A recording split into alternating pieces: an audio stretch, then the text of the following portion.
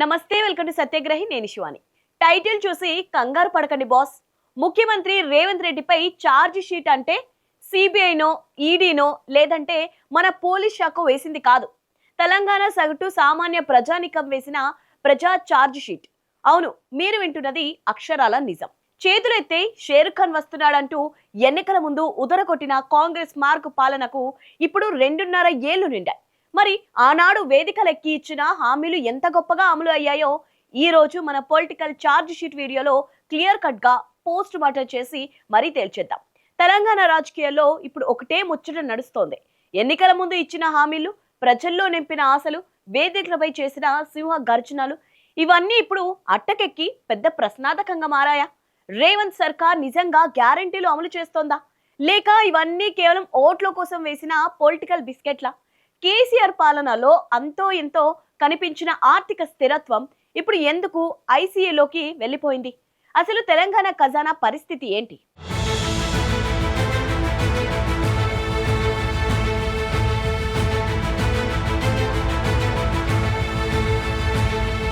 Flash back లోకి వెళ్తే సరిగ్గా 2 ఏళ్ల క్రితం హస్తం పార్టీ తెలంగాణ హృదయాలను కొల్లగొట్టింది. దానికి అస్త్రాలు ఏంటి అంటే 6 గ్యారంటీలు రాసి పెట్టుకోండి. డిసెంబర్ 9న కాంగ్రెస్ ప్రభుత్వం రాగానే ఫైల్ మీద మొదటి సంతకం గ్యారంటీలేదే అని ఊరూరా డప్పు కొట్టారు. ఆ మాటలు విని మన జనాలు కూడా అబ్బా ఎంత నమ్మకమో అని ఓట్లేసి గెలిపించారు. కానీ సీన్ కట్ చేస్తే ఆ డిసెంబర్ 9 ఎప్పుడో వెళ్ళిపోయింది. జనవరి ముగిసింది, ఫిబ్రవరి కూడా దాటిపోయింది. ఏళ్లు గడిచిపోతున్నాయి. కానీ ప్రజలు అడుగుతున్న ప్రశ్న మాత్రం ఒకటే, అయ్యా రేవంత్ అన్న, హామీలు ఎక్కడా? ఎన్నికల వేదికలపై ఉన్న ఆ స్పీడ్ జిల్ ఇప్పుడు సచివాలయంలో ఫైళ్ల కదలికలో ఎందుకు కనిపించడం లేదు? గ్యారంటీలు కాస్త వాయిదాల గ్యారంటీలుగా ఎలా మారాయో ఇప్పుడు ఒక్కొక్కటిగా చూద్దాం. తెలంగాణ మహిళలు ఎంతో ఆశగా ఆతృతగా ఎదురు చూసిన మోస్ట్ పాపులర్ పథకం మహాలక్ష్మి. నెలకి 2,500 రూపాయలు అకౌంట్లో పడతాయనగానే మన ఇంటి ఆడబిడ్డలు చాలా మంది ఆల్రెడీ ఆ పైసలతో ఏం కొనాలో హోంవర్క్ కూడా చేసేసుకున్నారు. ఉచిత బస్సు ప్రయాణం అయితే ఇచ్చారు, కానీ బస్సు ఎక్కితే సీట్లు దొరకవు, కండక్టర్లతో యుద్ధాలు తప్పడం లేదు. అది పక్కన పెడితే ఆ మెయిన్ ముచ్చట నెలకు 2,500 ఎక్కడ రేవంత్ గారు? ఇప్పుడు ప్రభుత్వం చెబుతున్న అద్భుతమైన సాకు ఏంటో తెలుసా? అర్హుల గుర్తింపు జరుగుతోంది, డేటా వెరిఫై చేస్తున్నాం. భలే ఉంది కదా ముచ్చట. ఎన్నికల ముందు ఓట్లు అడిగేటప్పుడు ఈ అర్హులు గుర్తుకు రాలేదా? అప్పుడు లేని రూల్స్ కండిషన్స్ ఇప్పుడు అకౌంట్లో పైసలు వేయాల్సి వచ్చేసరికి ఎందుకు గుర్తొస్తున్నాయి సామి? చాలా మంది మహిళల ఖాతాల్లో ఇప్పటికీ ₹1 కూడా పడలేదు. ఇక్కడే సగటు సామాన్యుడికి ఒక పెద్ద డౌట్ వస్తోంది.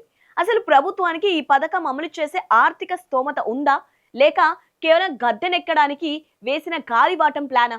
ఇంకో భారీ హామీ, వృద్ధులకు 4,000 పెన్షన్, దివ్యాంగులకు 6,000 పెన్షన్.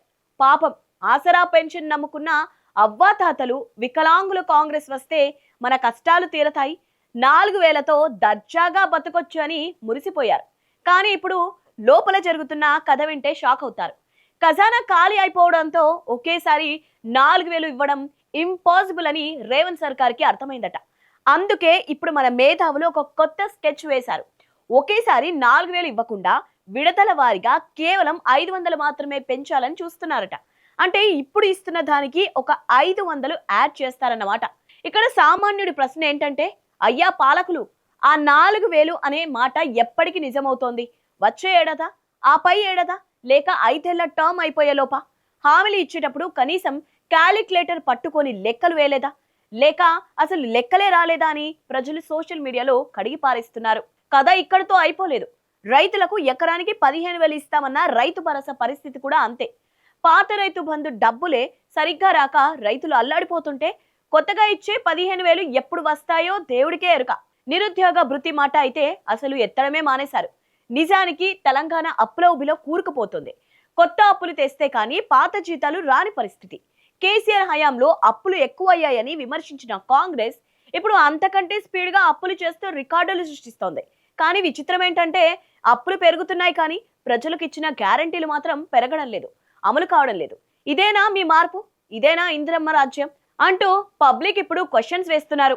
ఏది ఏమైనా ఒక ప్రభుత్వాన్ని నమ్మి 5 ఏళ్ల పాటు ప్రజలు అధికారం అప్పగిస్తే కేవలం 2 ఏళ్లలోనే ఇలాంటి ప్రజా ఛార్జ్ షీట్ ఎదుర్కోవాల్సి రావడం నిజంగా రేవంత్ రెడ్డి మార్క్ పాలనకు ఒక పెద్ద మైనస్ అని చెప్పాలి. మాటలు కోటలు దాటాయి కానీ చేతలు మాత్రం గడప దాటం లేదు. ఇప్పటికైనా రేవంత్ సర్కార్ సాకులు వెతకడం మానేసి ఇచ్చిన హామీలను చిత్తశుద్ధితో అమలు చేయకపోతే రాబోయే రోజుల్లో ప్రజలు ఇచ్చే తీర్పు మరింత ఘాటుగా ఉంటుంది.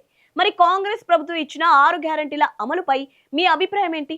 మీ ఊరిలో మహాలక్ష్మి పైసలు పెన్షన్లు అందుతున్నాయా లేదా? కింద కామెంట్ సెక్షన్ లో ఖచ్చితంగా మీ అభిప్రాయం తెలియచేయండి. ఈ వీడియో నచ్చినట్టయితే లైక్ చేయండి, షేర్ చేయండి. ఇలాంటి పొలిటికల్ అప్డేట్స్ కోసం మా ఛానల్ని ఇప్పుడే సబ్స్క్రైబ్ చేసుకోండి.